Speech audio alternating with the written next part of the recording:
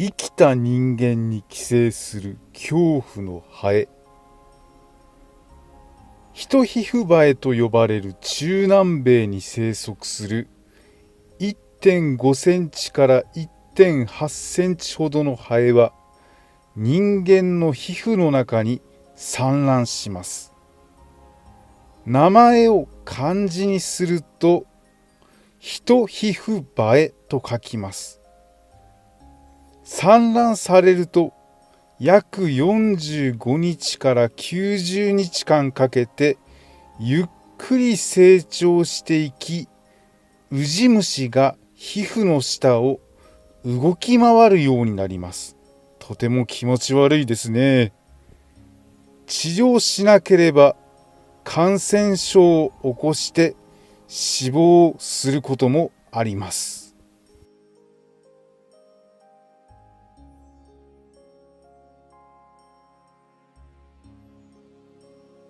家バエの恐怖。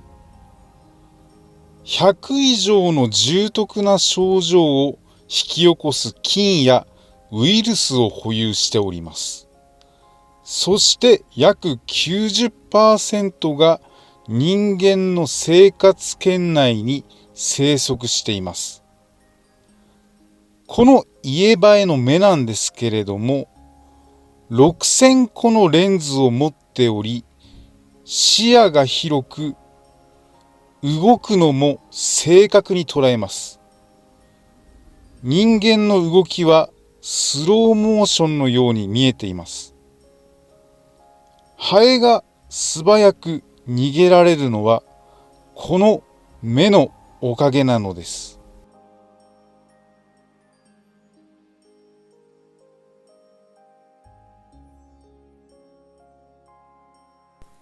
日本犬で天然記念物になっている犬をご紹介いたします。秋田犬、甲斐犬、紀州犬、四国犬、柴犬、北海道犬、腰の犬。この7種類の犬は天然記念物に指定されています。ペットとして飼うことは問題はありません。ただし、殺したり餌を与えず虐待をした場合は5年以下の懲役、禁錮または5万円以下の罰金に処される可能性があります。犬を散歩に連れて行かないと罰金を取られてしまう国もございます。イタリアです。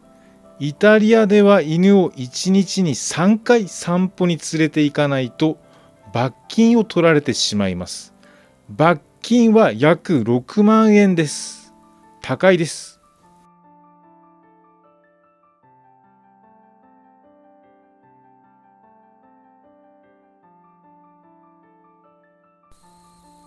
プロレスラーで重心サンダー・ライガーさんという方がいますが、そのライガーとは動物なんです。世界最大の猫と言われております。このライガー、世界最大の猫科のライガーは人工的に作られたんです。最大の大きさを誇る猫科の動物のライガーですが、ライガーはオスの虎にメスのライオンを交配させて作られた生物なんです。体長は300センチ以上ありまして、300センチですから3メートル以上あるんです。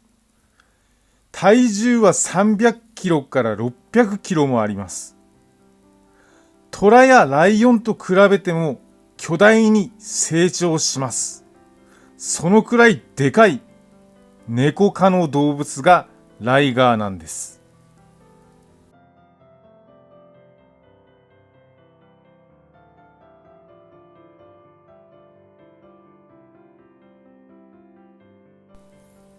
最も大きくなる牛とは、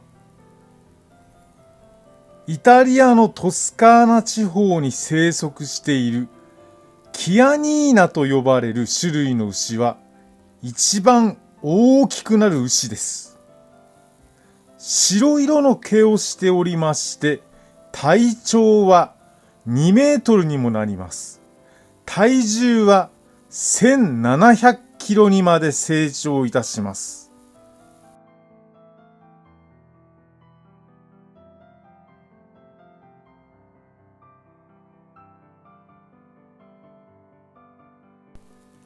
世界最小のクマとは、一番小さいクマはマレーグマと呼ばれる種類のクマです。主に東南アジアの熱帯雨林に生息しておりまして、身長が1メートルから1.5メートルになります。体重は25キロから65キロぐらいしかなりません。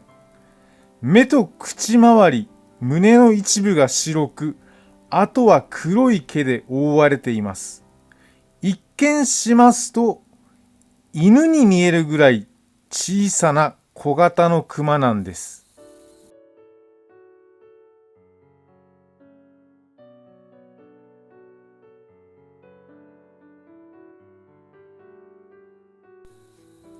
妊娠する時期をコントロールする動物がいます。それはカンガルーなんです。カンガルーは交尾を行った後に受精卵になっても着床するまでの時間をコントロールする能力があります。受精卵の状態を保ち続けて妊娠したい時に着床させることができます。約1年近く妊娠期間をコントロールすることができますので、好きな季節に妊娠して子供を産むことができます。ちなみにクマやアザラシにも同じような能力があります。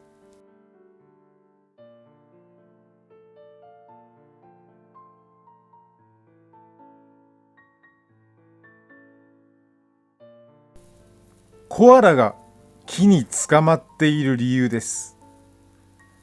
コアラが木の幹につかまっている姿は可愛らしく見えますが、しがみつかなければならない理由があります。コアラは暑さに弱い生物で、暑さを防ぐのが目的なんです。木の幹にしがみつくことで熱を逃しています。外気より約9度温度を下げる効果がありまして、生命維持にこれは必要な行為なんです。コアラの赤ちゃんなんですけれども、コアラの赤ちゃんは体長が2センチしかありません。体重は1グラムというかなりの小ささです。カンガルーの赤ちゃんと同じように、生まれたら母親の袋まで自力で登り、大きくなるまでミルクを飲みながら袋の中で育ちます。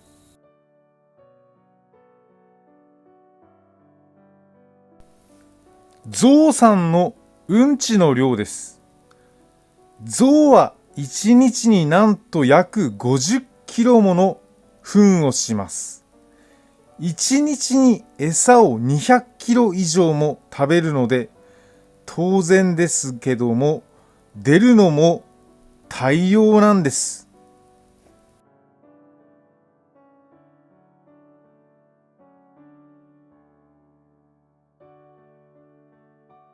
究極のフリーセックス。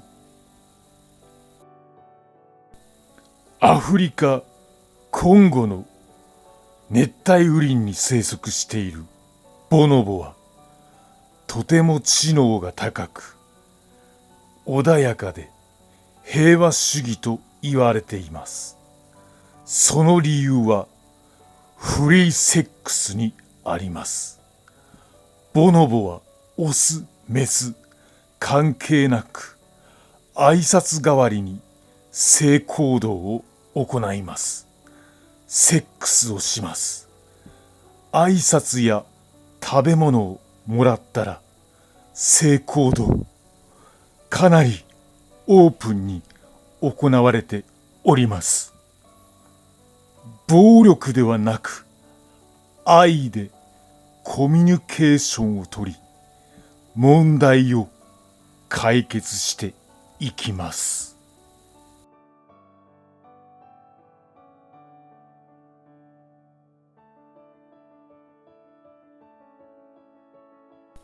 ジョセフォア・ルチガシア。難しい名前です。これは歴史上最大のネズミの名前です。約400万年前に存在されたとするネズミ、ジョセフォア・ルチガシアは、体長が240センチ、体重900キロにもなる超巨大ネズミです。南アメリカに生息したとされており、水の中の植物を主食にしていたそうです。最大級のネズミがこの難しい名前、ジョセフォア・ルチガシアなのです。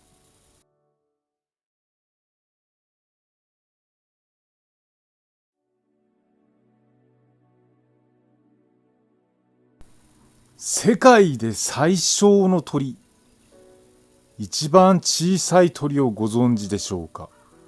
世界最小の鳥はマメハチドリと言います。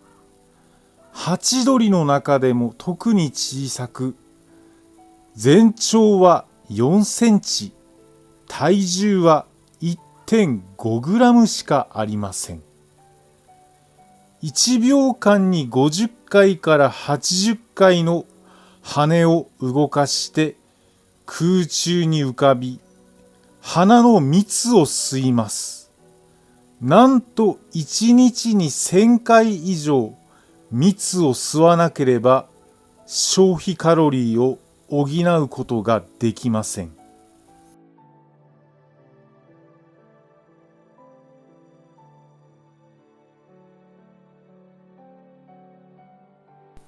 世界最大のガ。オーストラリア北部に生息するヘラクレス3は、羽の面積が300センチ平方メートルにもなる巨大なガです。独特の羽の形をしておりまして、色は茶色でガそのものです。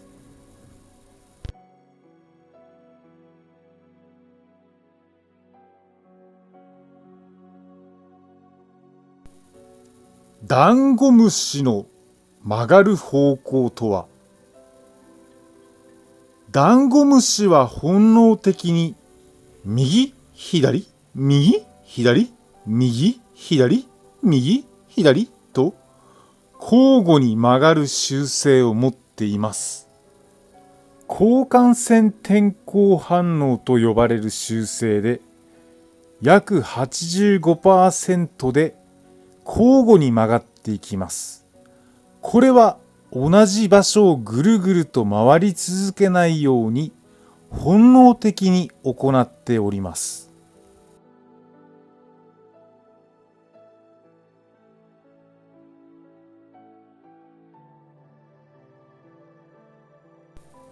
刺されると一番痛いアリ。中南米に生息するバレットアントというアリに刺されると、名前の通り弾丸、バレットは弾丸です。弾丸で突き抜かれたような痛みを味わうことになります。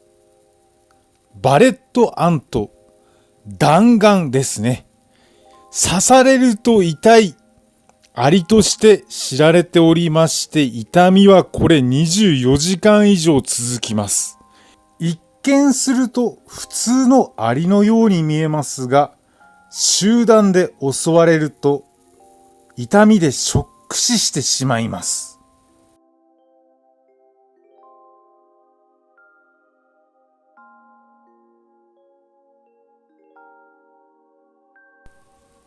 世界最大の蜂はスズメバチではございません。世界最大の蜂はウォレスジャイアントビーと呼ばれる蜂です。主にインドネシアに生息しています。その見た目はクワガタのような顎を持っておりまして、全身が黒くなっています。翼を合わせると7センチを超えることがあります。この昆虫すでに絶滅していたと思われていましたが、2018年にオークションに出品され発見されました。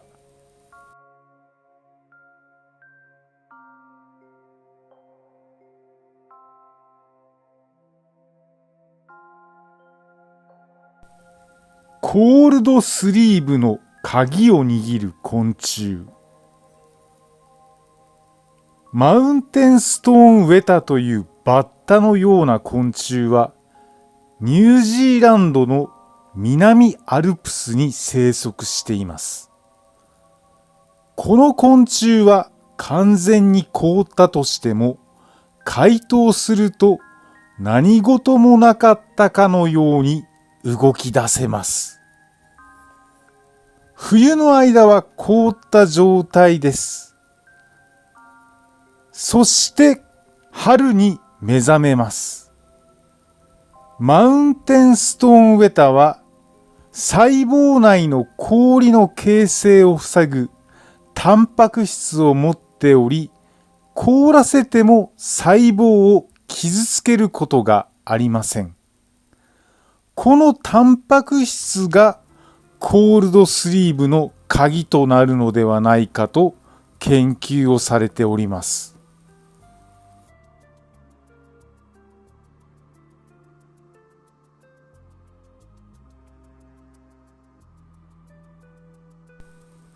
イクラは何の卵かご存知でしょうか。イクラはサーモン、鮭です。では、数の子の親は何でしょう。数の子の親はニシンという魚です。このニシン、ノルウェーで起きたニシン事件をお話しいたします。2011年12月31日にノルウェー北部の海岸で恐ろしい事件が起こります。大量のニシンが海岸に打ち上げられているのが発見されました。ニシンは数十万匹、重さは20トンにもなり、海岸をニシンが埋め尽くすほどの事態になっていました。年末ということもありまして、すぐに調査することができませんでした。なぜか数日後にはニシンが海岸から消え失せていたそうです。あの大量のニシンが打ち上げられ、数日で大量のニシンが姿を消した原因は未だに分かってはおりません。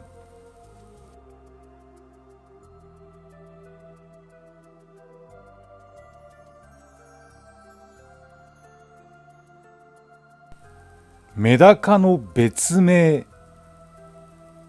メダカの呼び名はなんと5000種類以上もあります。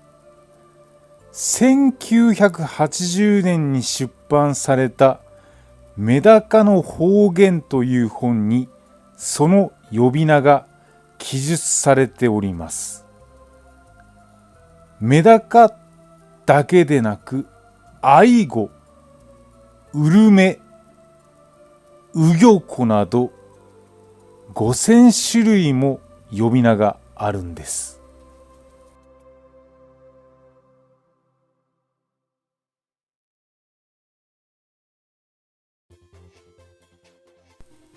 世界一でかいナマズ。最も大きいと言われるナマズはヨーロッパオオナマズと呼ばれる巨大ナマズです。巨大なもので全長5メートル、体重は400キログラムにもなります。見た目はとぼけた顔をしていますが、獲物を一気に吸い込み捕食します。人食いナマズとも呼ばれ、恐れられております。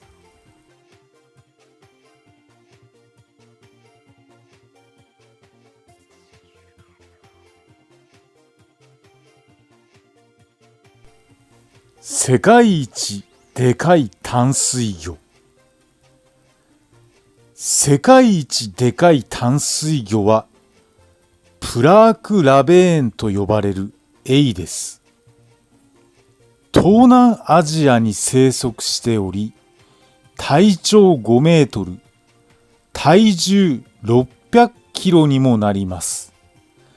見た目はエイそのもので穏やかな性格をしていますが、巨大なのです。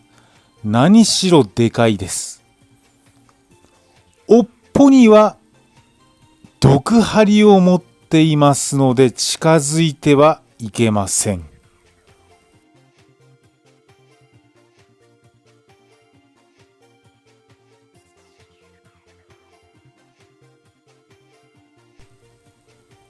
毛深いカニ。毛ガニよりも毛深いカニが存在いたします。その名もテディベアクラブ。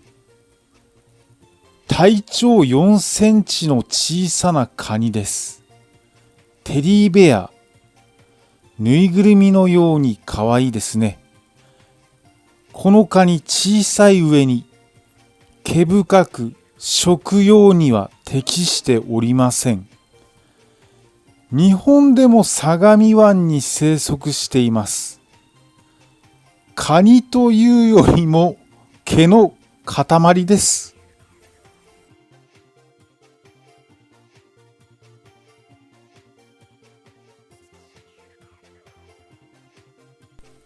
お寿司屋さんでシャコを食べたことはございますか？シャコ、最初の生きた状態のシャコを見たことはございますか？かなりダンゴムシちゃん、虫に近い状態です。ちなみにダンゴムシも同じ甲殻類です。シャコの目は12の光受容体を持っておりまして、人間や他の生物が見ることができない光を見ることができるんです。円変光と呼ばれる螺旋状に進む光を唯一認識することができる生物なんです。役には立ちませんが、シャコには全世界が全く違うものに見えております。ちなみに人間は3つしか光受容体を持っていません。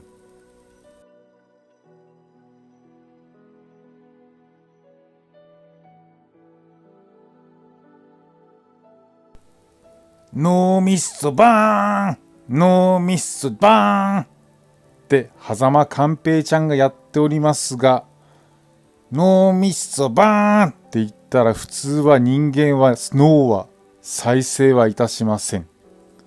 この脳を再生させるクラゲがいるんです。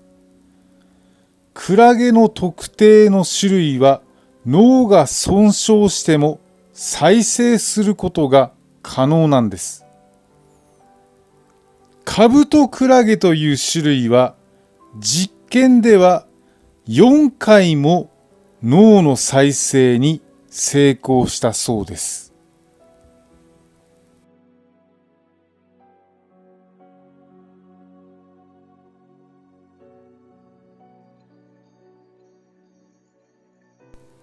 世界一高い松の木とは、アメリカ・オレゴン州シスキュー国立森林公園にある松の木は高さ 81.79 メートルで世界一の高さなんです。ポンデロー松という種類の木です。普通の松の木はせいぜい45メートルまでしか成長しませんが、2倍近くまで成長しております。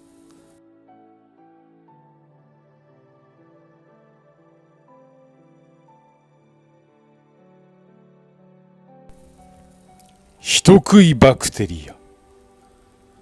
感染すると顔が崩れ落ち、30% の確率で死んでしまう恐怖の人食いバクテリアが存在いたします。A 群溶血性連鎖球菌というバクテリアで、人間の喉からも検出される珍しくもないものです。このバクテリアは症状の進行が異常に早く、運悪く増殖すると最初は発熱、腫れるぐらいの症状ですが、治療をしないと筋肉を壊死させ、顔が崩れ落ちていきます。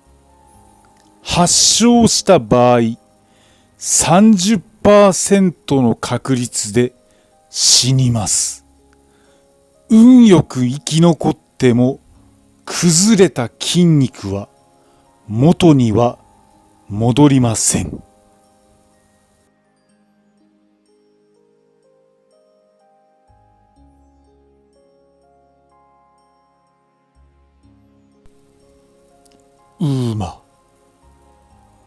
未確認飛行生物ツチノコの正体とは、太い胴体を持つ幻の蛇ツチノコ。一時期懸賞金までかけられた生物です。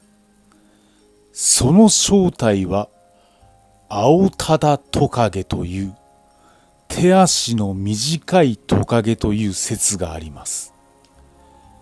少数ですが、日本にもペットとして持ち込まれておりまして、それが逃げ出したものがツチノコに見えたのではないかと言われております。アオタタトカゲは上から見てみると手足が見えません。胴の太いヘビツチノコに見えてしまいます。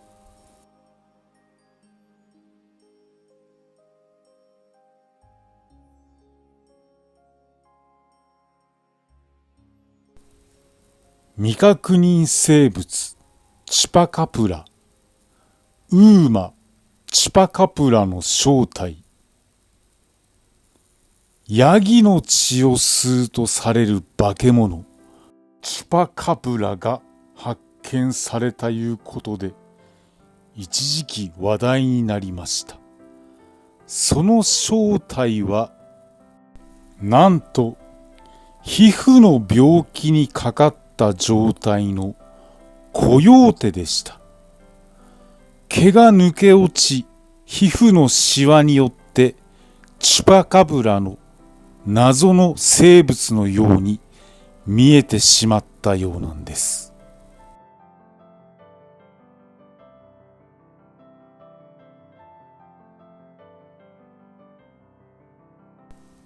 未確認生物スカイフィッシュの正体。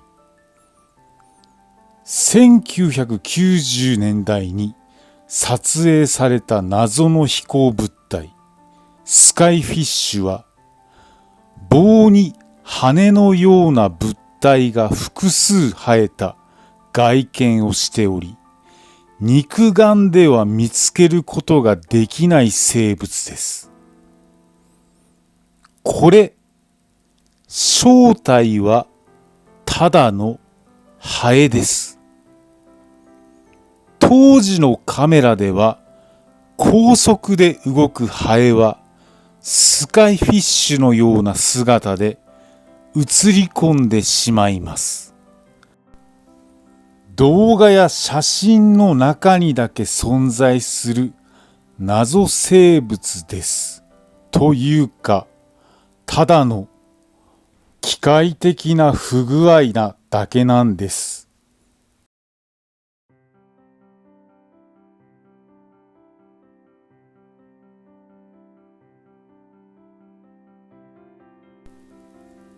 地球を掘る計画。1961年に地球を掘ってしまおうというモホール計画というものが行われました。地球を掘る計画です。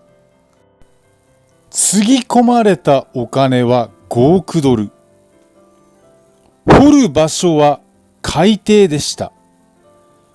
海底ならば3500メートル下から掘り進めることができます。海面に掘削機を設置され掘り進めましたが、180メートル地点で岩盤にぶつかってしまい、それ以上は掘り進められませんでした。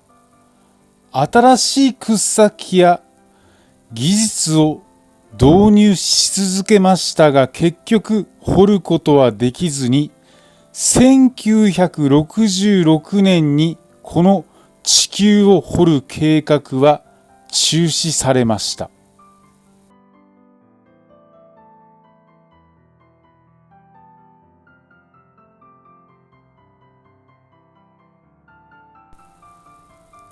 放射能が高い地域。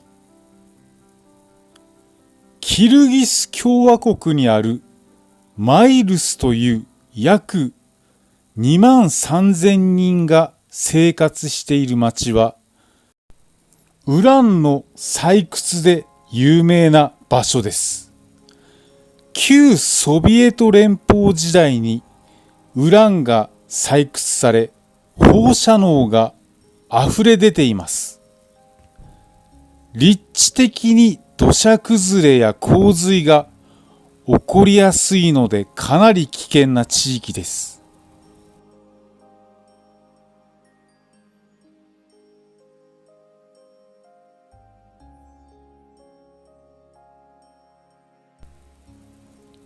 人が住む最も寒い地域。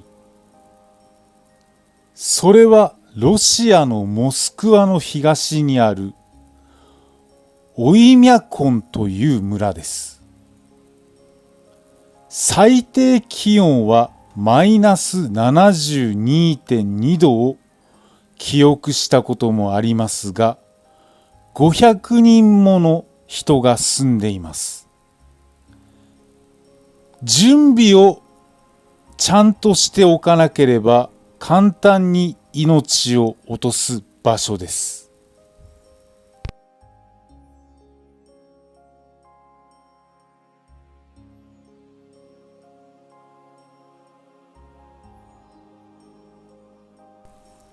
重力に逆らう場所。アルメニアという国にあるアラガツ山。標高4090メーターには重力に逆らう場所が存在いたします。一見すると普通の坂なのですが、地面に物を置くと重力に逆らい、上に上にと登っていきます。これは原因は不明なのです。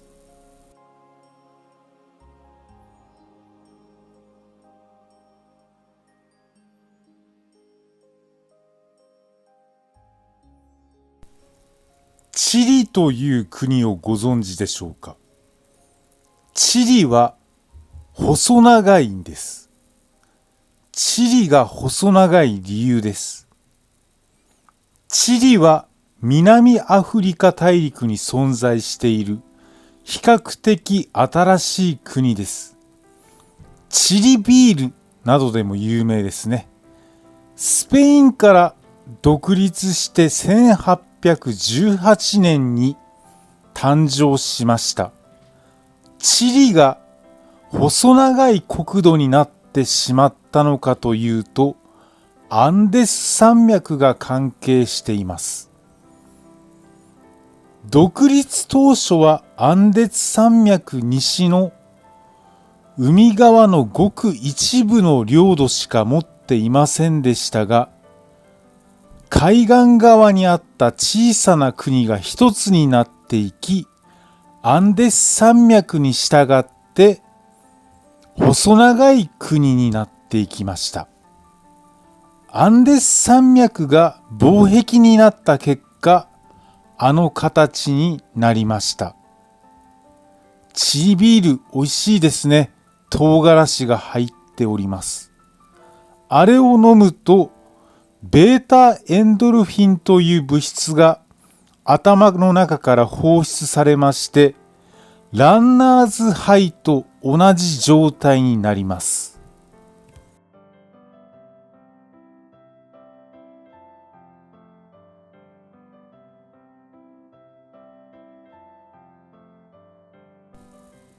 ゴビ砂漠の模様。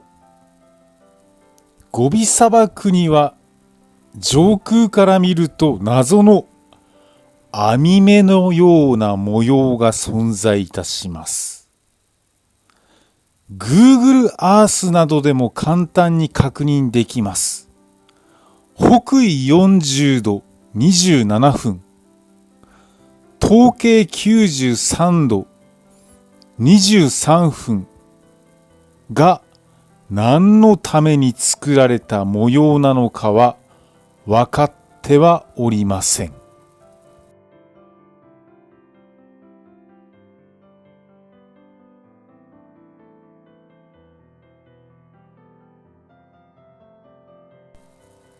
世界一低い山。世界一低い山とされているのがウィチプローフ山です。オーストラリア・ビクトリア州ウィチプローフという村にあります。その標高は148センチです。周囲の地面と比べると43センチの差しかありません。どんだけちっちゃいんだよ。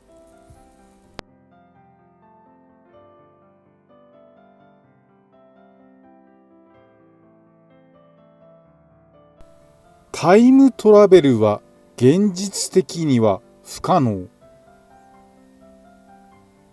光の速さに近づけるほど膨大なエネルギーは見つかっておらず、またタイムトラベルは現在から未来への一方通行なので、タイムトラベルは実現する可能性は低いと言われています。過去へのタイムトラベルを可能とする理論もあるのですが、宇宙のどこかにあるとされる謎の物質や今の人類ではどうしようもないほど膨大なエネルギーが必要となるので、全く現実的ではありません。物理学者のスティーブン・ホーキング氏も時間順序保護仮説を提唱して過去へのタイムトラベルを否定していました。ただタイムトラベルが可能になるかどうかは非常に慎重に扱うべき問題だと書き残したこともあり、過去へのタイムトラベルの可能にする理論が生まれないとも限りません。このように簡単に言うと、相対性理論はタイムトラベルにも関わるものなのです。